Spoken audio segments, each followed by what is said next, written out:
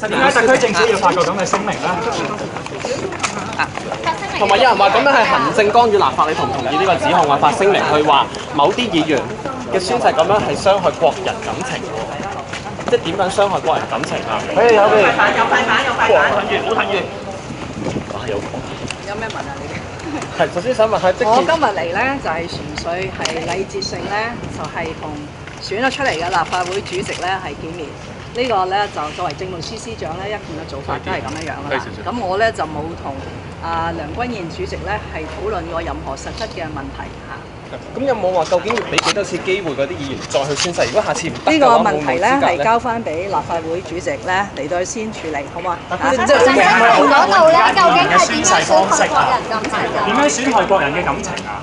我諗任何有常理嘅人，琴日聽到有兩位議員用呢一種嘅方法嘅宣誓咧，都會係感到好痛心同埋好失望，係咪？一來咧就係宣誓去就任立法會議員咧，係一個好嚴肅、好莊嚴嘅程序嚟嘅。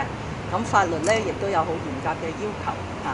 咁佢哋不但止係獲被立法會嘅秘書長認定咗，並不能夠符合呢個法律嘅要求咧，亦都係用咗一啲好帶有侮辱性、係傷害個人感情嘅表述嘅方法。所以特區政府咧喺今日下晝咧，我哋出咗一個聲明，就此係予以譴責。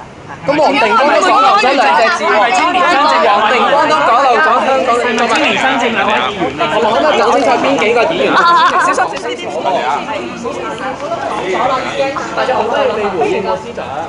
將嚟聲明申請兩位議員。我哋行啦。唔該，唔好意思啦，司長佢冇講啊，因為佢話佢哋都唔可以對號入座喎。咁我咪講清楚係邊個議員傷害國人感情啊？好。可唔可以澄清翻係邊兩位議員？因為其實Hong Kong is not China係一個事實嘅陳述，做個思想。